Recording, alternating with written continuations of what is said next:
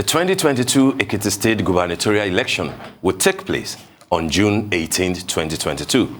Incumbent APC Governor Kayode Fayemi is term limited and cannot seek re-election for a third term in office, according to the Nigerian law. In less than a month, party primaries will take place across party lines. That's between January 4th to 29th, 2022. Already, activities are gathering steam among the political class as the secretary to the state government, Biodun Oyebanji, on Wednesday resigned his appointment to contest in the 2022 governorship election on the platform of the All Progressives Congress. Another frontliners in that race is former governor and a leader in the opposition People's Democratic Party, PDP, Mr. Segun Oni. He held sway as helmsman in Ekiti State between May 29, 2007 and October 14, 2010. Mr. Oni joins us right now for a chat on the build-up to that election. Good morning, Your Excellency, Mr. Segun Oni. Good to have you on the show. Yeah, good morning. Good morning, sir. Good morning to you. All right, so let's get right into it. Let's get right into it. You're seeking to return to power 12 years after your first missionary journey was terminated before you reached the finish line. As they say in the Nigerian parlance, what did you forget at the State House that you're returning, that you're seeking to return 12 years after? Actually, absolutely nothing. But there are work to do. There are things that I thought by now we would have gotten over, we would have crossed those lines. But they are essentially left undone. The turnaround objectives we had then are still undone. And I think people were reading into us as we were going. And when others came, they would naturally expect that whatever this guy is not able to do, some other guys will do. I think they are not seeing that. And that's why people are calling. The governor would like to see now is Segun Oni. And I am making myself available for public service. Well, you know, you've talked about how a comeback would afford you the opportunity to complete some of the projects you initiated. And, you know, some of those projects that you couldn't complete before your administration was ousted, you know, by a ruling court of appeal. Now, what are those projects in particular? And why do you think they have been left, you know, abandoned by the current administration? The projects are not even the infrastructure. The roads are left undone. They are still there. Those infrastructure, the water project was abandoned. They are now trying to do a water project which exactly does not synchronize. We are not talking about that. We are talking about investments in the future of the people and investment in people. For example, we introduced the digital friendly environment for senior secondary students. And we made all senior secondary boarding because of that, or boarding schools in senior secondary rather, because of that. And we made it voluntary. The schools that opted for it, we gave them laptops, all SS1 students. We were almost ready to do the same the following year for all SS1 students, and the third year we will do, and that will mean we have covered the school. People ask me, what do you want us to be teaching with this laptops? We said, no, we are not putting you on another teaching and learning spree. We want these PPs to become friendly with those equipments so that when they build up friendship with their computers, they will become the next set of innovators that can compete on the digital platform with others all over the world. Zuckerberg did not go to Harvard to create Facebook. And we believe that our people are also capable if they have the right exposure. Something like that we were taking our children through, quite a lot of people will not understand why it is important. So I'm not surprised that the coming governments did not think about it. I don't know what happened to the laptops. Maybe they were sold, maybe they were dashed out, I don't know. But the project didn't continue. In schools also, we brought Chief Oni to come and superintend over our soccer program. Chief Oni, apart from being a tactical coach that most people know him to be, he's a development coach, solid development coach. And we sat with him to develop a program that will permeate the school system to bring soccer and soccer coaching, proper coaching, rudimentary understanding of the game and scouting for talents. Make it available at primary school levels and identify those with 5-star potentials and lift them up from there. Chief Oni started the program. Of course, when I left, they asked him to leave. We also have for athletics, Amelia Edet, who was a super athlete herself in the 60s and early 70s, who went on to retire as chief coach, athletics. We brought her immediately to come and do an athletics program for us so that we can catch the talents very early and give them proper coaching. I want to tell you this. I don't know whether most people are aware that Nigeria has not produced yet up to a dozen sub-10 sprinters. Sub-10 sprinting is not cheap. It is not cheap, but it is not just talent-driven, it is gene-driven. It is gene-controlled. That's why you have it in Jamaica and other places. Most of the people who are doing those high-capacity sprinting have been proven to be West African. All right, Mr. Oni, Your Excellency. In origin. All right, Mr. Oni, if you don't mind, let me come in there. I know, of course, I followed your tenure during that time between 2007 and 2010. And I know that you didn't do badly at all, particularly in the area of education and health. I remember the doctors that you brought from Cuba, for the free eye services and stuff. I see now that you are, it looks like you are very much interested in sport. But I'm wondering, what do you think that the generality of the people in Ekiti will say?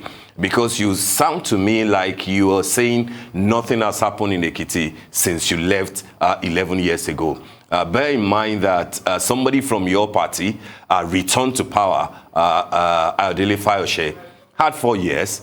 Dr. Kayode Fayemi has also, had 2 years. He replaced you after the court, removed you, and then he returned after Fayemi completed, his 4 years. Are you saying that this gentleman won in your party, and then the incumbent governor didn't do anything at all? Because these are the things that Ekiti voters, will judge you by. If all they hear you say is that nothing has happened since I left, don't you think that, from a state where intellectuals are being produced on a daily basis, they will take you up on what you're claiming? I want to be taken up, but I didn't say that nothing has happened. I could not have said that nothing has been done. They could have been done in other directions. For example, you mentioned yourself the eye hospital. We brought Cubans to help us set up an eye hospital that was world class, the best on the continent of Africa then. And somehow we brought them to manage it, because it's not just you don't have a hospital by building and equipment.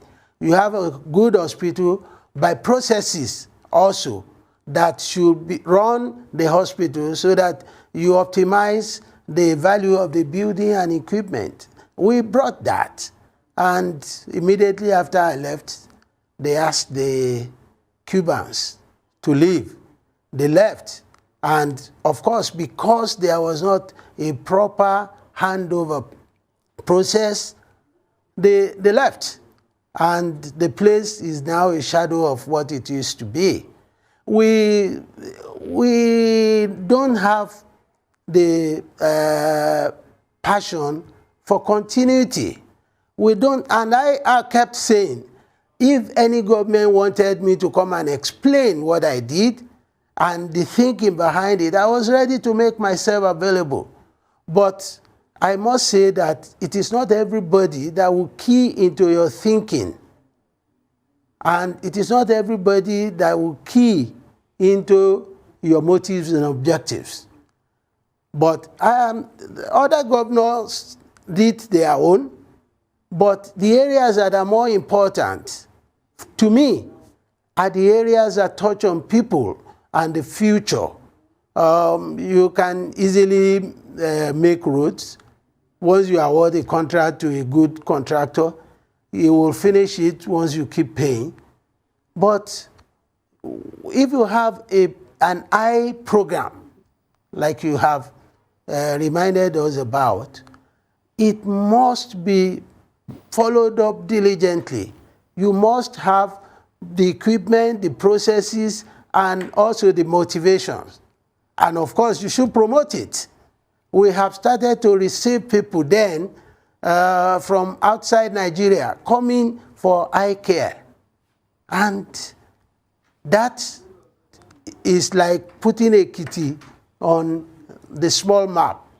And we were hoping that it will go on to be bigger. So, I have not said the governors who worked after me did not do anything, but they did not meet the expectations of the people in those areas.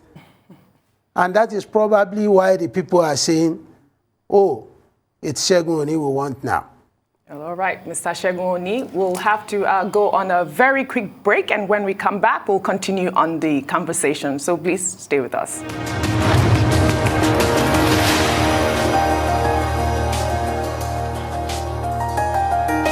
Welcome back to the morning show. Still in the studio with us is a former governor of Ekiti State, Segun Oni. Thank you for staying with us. Now, before we went on a break there, you were talking about the performance of past governors. Now, I'd like some clarity on the reported feud between you and former governor of Ekiti State, Kayode Fayemi, who, many have described as your gubernatorial grandson. Now, you have said recently that there is no feud between you both, and you have called him your brother. Now, do you think he will support your governorship ambition? I believe right now he has a candidate. We are going into the primaries. But whoever wins the primaries, I believe all of us will support. I expect that ultimately he will support me. Well, I wanted more on the clarity. Is there still a feud between you both at all? And can you share with us? Well, feud, I don't know. And I can say that I believe there is no feud. But it's not a feud to have preferences and support your preference. I believe that should be just merely choice, difference of choice. But politics, you will always come to terms. The reality is once a candidate emerges, everybody will embrace the candidate. So it becomes a candidate of the party and everybody. My hope is that I will become the candidate of the party, and when that happens, Governor Fayemi, as a member of the party and as a leader in the party, would support me. Okay. All right, Mr. Oni. I mean, I won't sugarcoat this. You are going into a tough primaries next month. and you've said it that, yes, Oshuku, as we call him, Mr. Kayode Fayemi, has a preference. We know that he's supporting BCK, Bisi Kolawole. We also know that the likelihood of his former deputy, Eleka, who ran against Dr. Fayemi at the last elections, might also run. And it looks like he has the support of the Oyo State governor, the only PDP governor in the Southwest, Seyi Makinde. What are your chances against these two people if nobody steps down for anybody? And I'm asking this, given the fact that it looks like you are up in battle, on all fronts, within PDP, with the former governor Fayose, and of course, ultimately, with the incumbent, who it looks like his support might go to the former SSG, Oyebanji, who has resigned, even though we know, of course, that Senator Opeyemi Bamidele might also run for the primaries on the platform of APC. So given the fact that these are big names, these are tested names, what are your chances? I believe my chance is very, very bright, very, very bright. I came into this race because of the urging of people to say, the governor we would like to see is Segun Oni now. Because they saw what Segun Oni delivered. They saw the service we gave to the people. And they felt that after trying two governors, I will now say a third governor by, if you count it by terms, they have been able to compare and contrast. And I am being driven by the force of the people. And I want to make a correction. You said something that Governor Makinde is supporting Eleka. Governor Makinde is not supporting anybody at this particular time. He has made it known to us that he wants to give leadership. He is the leader of our party in the Southwest. He is the only governor we have. His interest is to see us win the governorship in Ekiti and bring the good time back. So he is not supporting anybody now, but ultimately he will support somebody, and that will be the person who will carry the flag of the party. But Governor Fayose has his own preference right now. Like I said, allow him to go on with it. The people, the force of the people is what we are talking about. And this is democracy. It's about the people. And what the people are saying gives me confidence that the people will talk and they will deliver. Okay. So, you left the People's Democratic Party at one point to join the All Progressives Congress. And, Governor Fayose was one of those who criticized your defection. And he also referred to you as one of those paperweights with little understanding of care of what politics represents. Now, what was the reason for your defection at that time? And how do you think people will trust you now? I left the PDP because I was disenchanted with the way things were being done then. I was national vice chairman of the party in the Southwest immediately after I left the governorship seat, and there was no notice of any court case.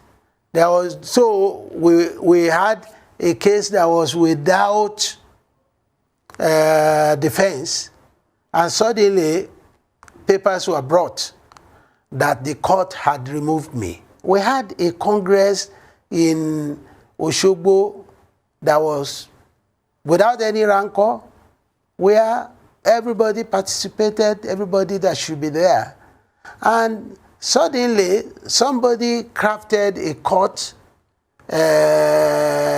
process that led to my exit. And the party that I was representing, the party that was the one they took to court without knowing, couldn't even raise a finger, could not say, look, we have to get to the bottom of this.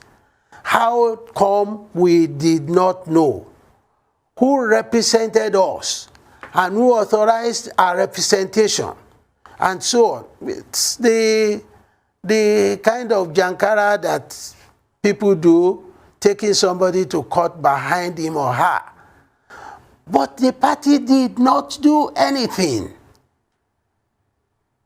So I felt very low working for such an organization where I was national vice chairman, responsible for what was then going on in the Southwest, and we were trying to see what we can do to bring the party back.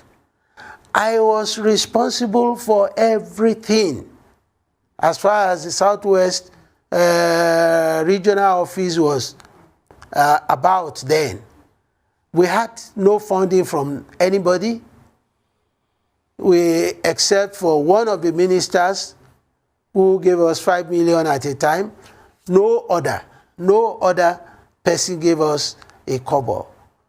I was selling my assets. I was taking borrowings. And so we were working. I was working for a belief, for a party that I had passion about. And now to discover that that party was taken to court, undefended, that party got judgment, and that party did not have the courage to say, this is not done. And I later discovered that there were some conspiracies somehow between the people who originated the court case and the leadership of the party. How do you think I will feel? I felt very bad. And that was the beginning of the disenchantment. Of course, it was not only me then. You remember the new PDP, a group of people who, for one reason or the other, were also disenchanted with the way things were going. That, I would say, was a very low period in the affairs of our party. I left anyway because I was disenchanted. Yeah, well, I mean, Mr. Oni, I can imagine that your foray into APC at that time, you know, was not going to be, I don't know, maybe a fantastic journey, given what you had said previously after your removal. Indeed, in a major interview, you attributed your removal at that time to dangerous mafia in the party that you eventually had to go and, you know, hobnob with. But that's not my question. Where I'm going is, you have said that trying to return this time around is being driven by the call from your people. And I know, of course, that you are very popular on the ground. Yeah. But people also say, and we hear this, that yes, Mr. Segun Oni is good, he will perform, he will do well, but that his stomach infrastructure credentials are very low. How do you think that the political class and the generality of the people will think that you have changed in terms of reaching out, in terms of building bridges, and in terms of being, you know, showing, you know, I mean, giving out some largesse, you know, when necessary? And then one more question from me. What would be one key thing that you would like to deliver to the people of Ekiti if you win next year? First, about my quote-unquote stomach infrastructure credentials. I want to say this, and I want to be contradicted if there are facts to show that I'm wrong. That of everybody that has governed Ekiti, nobody has left politicians with more solid investments on personal level, more solid investment in their life and their future than me. Many of them built houses, many of them were able to make solid investments in education for their children because their earnings were good. I did not, and I am not, the type of governor who will be dishing out largesses from my pocket as if I'm a Father Christmas. I made the system able to remunerate people the way they should. And I encourage them to invest it in their future. If you go and find out today, you will know that nobody has invested more in people than me, and no group of people had more to show for being in politics than those that worked with me. So I don't think that continues to be the feeling now, because they saw that I gave more than others. I allowed people to operate with a free hand. The local government structure was working. They were delivering to the people. The various boards were working and they were delivering to the people. And they saw that all said and done, the people were happier and the people were better remunerated when I was in charge. And I make bold to say that. You can find out. What do I want to leave this time as a legacy? Yes.